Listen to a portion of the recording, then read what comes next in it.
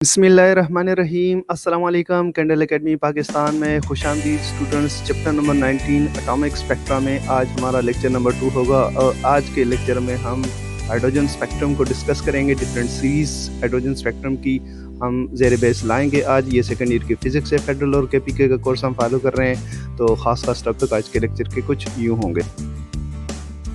How to produce hydrogen spectrum, Lyman series, Balmer series, Paschen series, Brackett series, Pfund series. Students, last class में हमने ये discuss किया था कि किस तरह इलेक्ट्रॉन एनर्जी एब्जॉर्ब करता है और अपनी ग्राउंड स्टेट को छोड़कर एक्साइटेड स्टेट में आ जाता है। दो तरीके हमने पढ़े थे कि एटम इलेक्ट्रॉन जो है एनर्जी एब्जॉर्ब करेगा, या तो हम हीट प्रोवाइड करेंगे या इलेक्ट्रिसिटी प्रोवाइड करेंगे। दो तरीके हैं एनर्जी प्रोवाइड करने के। एटम इलेक्ट्रॉन जो एनर्जी एब्जॉर्ब करता है दो तरीक़ों से करता है, लेकिन एनर्जी जो रिलीज़ करता है वो इलेक्ट्रोमैग्नेटिक रेडिएशन ही रिलीज़ करता है। और हमने ये भी पढ़ा था कि एटम जो एक्साइटेड स्टेट में चला जाता है, इलेक्ट्रॉन जो एक्साइटेड स्टेट्स में हायर स्टेट में चला जाता है, उसकी इतनी ज़्यादा वहाँ लाइफ नहीं होती, वापस अपनी ग्राउंड स्टेट पे आता है। ग्राउंड स्टेट पे आते हुए डिफरेंट फ्रिक्वेंसीज रिलीज़ करता है डिपेंडिंग अपॉन के वो कौन से ऑर्बिट से कौन से ऑर्बिट में जंप कर रहा है।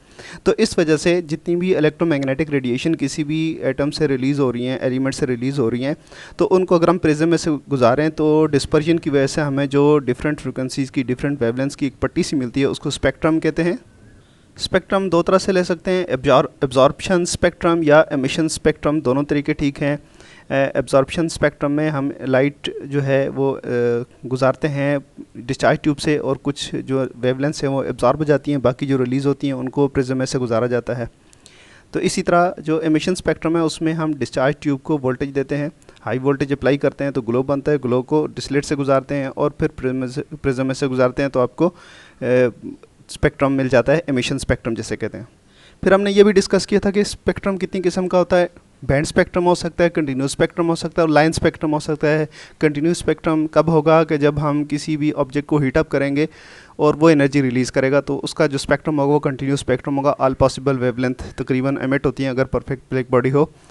तो इसके अलावा जो बैंड स्पेक्ट्रम है, अगर हम डिस्चार्ज ट्यूब के अंदर हम फिल कर दें मॉलिक्यूलर गैस, तो उसकी वजह से जो हमें स्पेक्ट्रम मिलता है बैंड स्पेक्ट्रम होता है। अगर एटॉमिक गैस भर दें तो उसका जो स्पेक्ट्रम होगा वो लाइन स्पेक्ट्रम होगा। इसके अलावा हमने ये भी डिस्कस किया था कि line spectrum is very important, क्योंकि किसी भी दो एलिमेंट्स का लाइन स्पेक्ट्रम जो है 100% एक जैसा नहीं होता, जिसकी वजह से हमें लाइन स्पेक्ट्रम को एज ए आइडेंटिटी यूज़ करते हैं किसी भी एलिमेंट को पहचानने के लिए, उसको आइडेंटिफाई करने के लिए।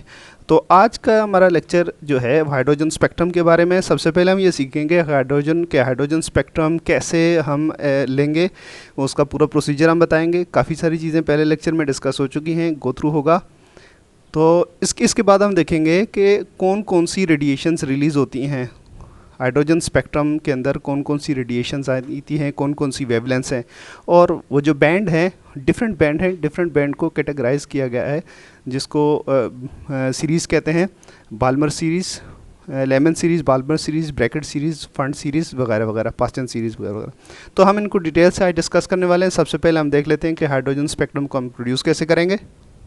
फ़र्ज़ करें आपके पास एक डिस्चार्ज ट्यूब है और इस डिस्चार्ज ट्यूब को आपने कनेक्ट किया है हाई वोल्टेज सोर्स के साथ। ये पॉजिटिव टर्मिनल, ये नेगेटिव टर्मिनल, डीसी सोर्स है लेकिन बहुत हाई वोल्टेजेस हैं, और इसके अंदर लो प्रेशर के ऊपर आपने हाइड्रोजन गैस भरी हुई है, एटॉमिक गैस है, आपने इसके अंदर फिलअप की हुई है। तो इसके बाद जब इसको आप ऑन करते हैं, अगर यहाँ पे कोई स्विच हो, इसको आप ऑन करेंगे तो यहाँ से ब्लूइश रेड लाइट एमिट होगी, जो स्लिट से गुजरने के बाद जब प्रिज्म में से पड़ेगी तो आपको यहाँ पे हाइड्रोजन का स्पेक्ट्रम मिलेगा। तो ये जो आपको आँख से नज़र आता है ब्लूइश रेड जो नज़र आता है कलर, ये उसकी डिस्पर्जन है, यहाँ पे आपको ये मिलेगी। इसकी वजह से आप आइडेंटिफाई कर सकते हैं। लेकिन यहाँ पे स्टूडेंट्स कुछ और इलेक्ट्रोमैग्नेटिक रेडिएशन भी हैं जो यहाँ पे मौजूद हैं, और इसी तरह कुछ और रेडिएशंस हैं जो यहाँ पे भी मौजूद हैं और इधर भी मौजूद हैं। आपको सिर्फ देखिएगा कौन सा, सिर्फ विजिबल रीजन नज़र आएगा। लेकिन ये जो अल्ट्रावायलेट है, अल्ट्रावायलेट रीजन भी यहाँ पे एग्जिस्ट करता है, यूवी कहते हैं इसको, यूवी रीजन है, ठीक है ना। इसी तरह इंफ्रारेड यहाँ पे रीजन मौजूद है। अगर हम काउंट करें तो स्टूडेंट्स ये टोटल बनते हैं तकरीबन 5 रीजन्स बनते हैं। एक अल्ट्रावायलेट का रीजन आता है, एक यूवी रीजन आता है, ये यूवी रीजन है, अल्ट्रावायलेट रीजन, और ये विजिबल रीजन है जो आपको दिखेगा। और इसी तरह 3 इसके रीजन जो बनते हैं वो इंफ्रारेड के अंदर आते हैं, जो अगेन आपको नज़र नहीं आएंगे, ठीक है जी। बट इनको डिफरेंट डिटेक्टर्स के थ्रू फाइंड किया जा सकता है, डिटेक्ट किया जा सकता है। खाली आंख से आपको कभी भी नज़र नहीं आएंगे, खाली आंख से आपको सिर्फ ये विजिबल रीजन नज़र आता है। इन सारे रीजन्स को डिफरेंट नाम दिया गया है। जिन जिन साइंटिस्ट ने ये डिस्कवर किए थे उन्हीं साइंटिस्ट के नाम से इनको जाना जाता है। और नेक्स्ट हम वन बाय वन हर रीजन को डिस्कस करेंगे। हम आपको यहाँ बता देते हैं कि इस वाले रीजन को, जो कि कहाँ पे लाई करता है, अल्ट्रावायलेट रीजन है, इसको लेमन सीरीज़ कहते हैं, लेमन सीरीज़। जो विजिबल रीजन है इसको बाल्मर सीरीज़ कहते हैं।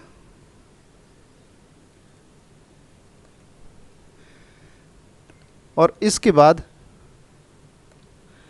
जो इंफ्रारेड के 3 रीजन हैं वो है पास्चन रीजन और Brackett region, Brackett series, sorry Paschen series कहते हैं चूँकि इनको, तो इसलिए ये सीरीज बोलेंगे इसको, ब्रैकेट सीरीज, इसको हम ब्रैकेट सीरीज कहेंगे। और ये जो सीरीज़ हैं इनको हम कहेंगे फंड सीरीज़।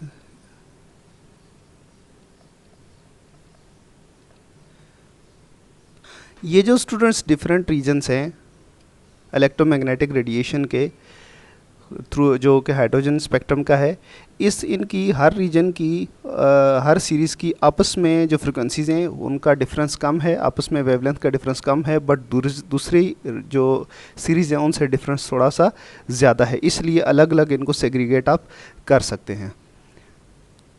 अब सवाल ये पैदा होता है कि ये जो इलेक्ट्रॉन, तो हाइड्रोजन के अंदर तो एक ही इलेक्ट्रॉन होता है, तो ये डिफरेंट हमें फ्रिक्वेंसीज़ कैसे मिलती हैं, डिफरेंट रीजन्स कैसे हैं, फ्रिक्वेंसीज़ आपको जो सीरीज़ नज़र आ रही हैं ये किस वजह से हैं, तो हम इनको वन बाय वन डिस्कस कर लेते हैं नेक्स्ट स्लाइड पे। सबसे पहले देखते हैं लेमन सीरीज़ को। स्टूडेंट्स फ़र्ज़ करें आपके पास एक हाइड्रोजन एटम है जो आपको नज़र आ रहा है लकीली, तो इसके बार ये एक इलेक्ट्रॉन मूव कर रहा है, ये फर्स्ट ऑर्बिट है, ठीक है ना। ये इलेक्ट्रॉन यहाँ पे मौजूद है अगर फर्स्ट ऑर्बिट के अंदर कि where n is equal to 1, अगर n ये 1 हो तो ये फर्स्ट ऑर्बिट के अंदर, और इसको हम कहते हैं ग्राउंड स्टेट कहेंगे इसको।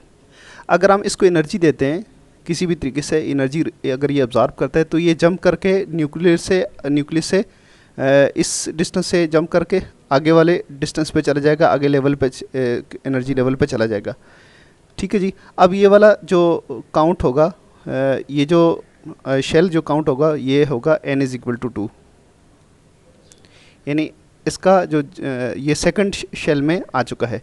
मज़ीद अगर एनर्जी देंगे तो ये 3, 4, 5 यानी जंप करके बाहर आता जाएगा। जितनी इसकी एनर्जी ज़्यादा मिलेगी इतना ये जंप करके बाहर आएगा। लेकिन ये अगर ये किसी आउटर शेल में आ गया है due to transition, energy absorb करने के बाद एक्साइटेड स्टेट में आ गया है इलेक्ट्रॉन, तो ये वापस जंप करके अपनी पहले वाली स्टेट पे जाएगा, ठीक है जी। तो बहुत सारे तरीके हैं, या तो ये वन बाय वन इस तरह जंप करेगा अगले नेक्स्ट स्टेप में तो एनर्जी रिलीज़ करेगा, दूसरे में जंप करेगा तो फिर एनर्जी रिलीज़ करेगा, फिर तीसरे में करेगा, ठीक है ना, और इस तरह पहले वाले शेल में आएगा तो एनर्जी इस तरह से कुछ एनर्जी रिलीज़ करेगा। इस सूरत में अगर इलेक्ट्रॉन एनर्जी रिलीज़ करता है तो वो Brackett series, Pfund series, Balmer series, Paschen series, सारी सीरीज़ की फ्रिक्वेंसी रिलीज़ करता हुआ नीचे की तरफ आएगा। लेकिन हम अपनी आसानी के लिए एक तो इस डायग्राम को थोड़ा चेंज कर देते हैं और दूसरा हम ये सपोज करते हैं कि इलेक्ट्रॉन जो पहले केस में है सिर्फ एक ही शेल के अंदर वापस आ रहा है, ताकि हमें सारी की सारी जो सीरीज़ें हैं उसकी सही समझ आ जाए।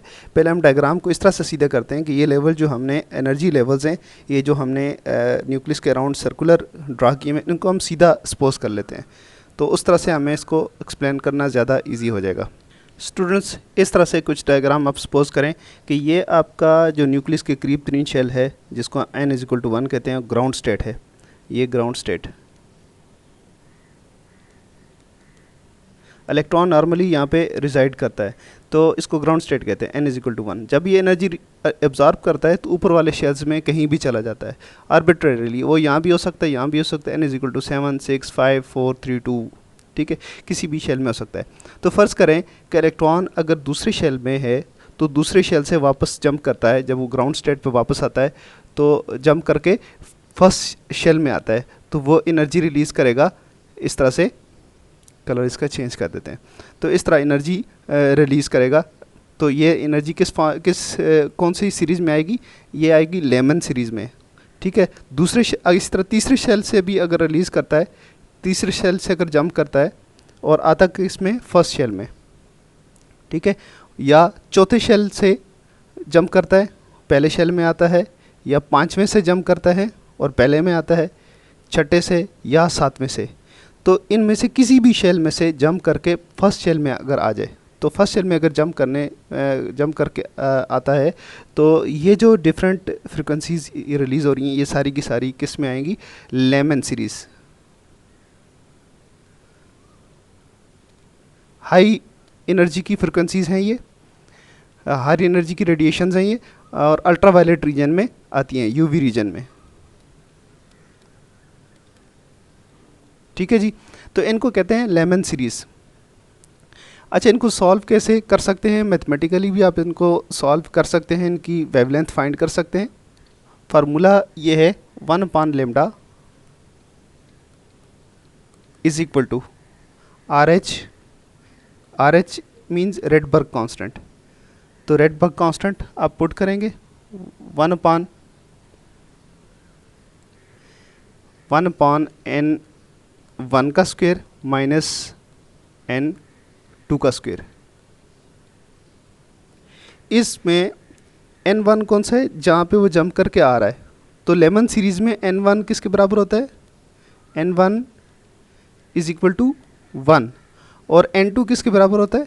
n2 होगा 2 3 4 5 6 और 7 हो सकता है। इनमें से किसी से भी जंप करके यहाँ पे आ जाए तो ये लेमन सीरीज़ इमिट होंगी, अल्ट्रा वायलेट जो रेडिएशंस हैं वो रिलीज़ होंगी, ठीक है जी। तो हम यहाँ पे पुट करेंगे n1 इज इक्वल टू 1, ये 1 ही पुट करेंगे। n2 की जगह हम यहाँ से कुछ भी उठा के पुट करेंगे। तो इसको हम फ्लिप करेंगे जैसे ही रेडबर्ग कांस्टेंट अप्लाई करने के बाद, इसके अंदर प्लग इन करने के बाद, तो लैम्डा की वैल्यू हमारे पास आ जाएगी कि कौन सा इसकी वेवलेंथ है, क्या वेवलेंथ है। तो ये लेमन सीरीज़ है। तो सिंपली आप कैसे कह सकते हैं कि जब हाइड्रोजन एटम एक्साइटेड स्टेट में आता है, या हाइड्रोजन एटम का इलेक्ट्रॉन एक्साइटेड स्टेट में चला जाता है, तो वापस आउटर से किसी भी शेल से जब वो जंप करके पहले वाले शेल में आ जाए, तो उस वक्त जो रेडिएशन रिलीज़ करता है उनको बाल्मर सीरीज़ कहते हैं। ये लेमन सीरीज़ कहते हैं। अगर n1 इज इक्वल टू 1 हो और n2 इज इक्वल टू 2 3 4 5 6 7 हो, तो ये लेमन सीरीज़ होंगी। स्टूडेंट्स, नेक्स्ट है बाल्मर सीरीज़। 1885 में साइंटिस्ट थे जे बाल्मर। तो ये फर्स्ट सीरीज़ जो है डिस्कवर हुई थी, जे बाल्मर ने 1885 में डिस्कवर की थी, और ये आसानी से इसलिए डिस्कवर हुई क्योंकि ये विजिबल रीजन के अंदर है, ठीक है। यहाँ से जो भी एनर्जी रिलीज़ होती है वो आपको नज़र आएगी। तो क्या सीन है कि इलेक्ट्रॉन अगर एक्साइटेड स्टेट में चला जाता है, किसी भी आउटर शेल में चला जाता है एनर्जी एब्जॉर्ब करने के बाद, और वो वापस आता है कौन सी स्टेट में? n इज इक्वल टू 2, यानी सेकंड शेल में आता है। फर्स्ट शेल में नहीं बल्कि सेकंड शेल में अगर इलेक्ट्रॉन आता है, तो इस वक्त जो एनर्जी रिलीज़ होगी, यानी हर एक की ये फ्रिक्वेंसी डिफरेंट होगी, बट ये सारी की सारी विजिबल रीजन में आएंगी, ठीक है ना। ये विजिबल रीजन में होगी, और इनको हम बाल्मर सीरीज़ कहते हैं। इन वेवलेंथ्स को हम बाल्मर सीरीज़ कहते हैं। ठीक है जी। इस फार्मूले के अंदर अगर आप इसको प्लग इन करेंगे तो बाल्मर सीरीज़ के लिए आप क्या रखेंगे, n1 इज़ इक्वल टू 2 और n2 इज़ इक्वल टू 3, 4, 5, 6 और 7। तो इस ये पुट करते जाएं आप, आपके पास लेमडा आता जाएगा। ठीक है, बाल्मर सीरीज़ का लेमडा आपका सॉल्व हो जाएगा। तो इलेक्ट्रॉन जब आउटर शेल से, एक्साइटेड स्टेट से जब सेकंड शेल में आता है तो उस वक्त जो रेडिएशन रिलीज़ होती है उनको बाल्मर सीरीज़ कहते हैं। नेक्स्ट चलते हैं स्टूडेंट्स। नेक्स्ट है पास्चन सीरीज़। पास्चन सीरीज़ में कहाँ पे लाई करती हैं, इंफ्रारेड रीजन में। ये कहाँ पे आ जाएंगी, अब इनका लेमडा लॉन्गर हो जाएगा, वेवलेंथ शॉर्ट हो जाए, लॉन्ग हो जाएगी और फ्रिक्वेंसी कम हो जाएगी। तो ये कहाँ पे है, कौन सा रीजन है, इंफ्रारेड रीजन।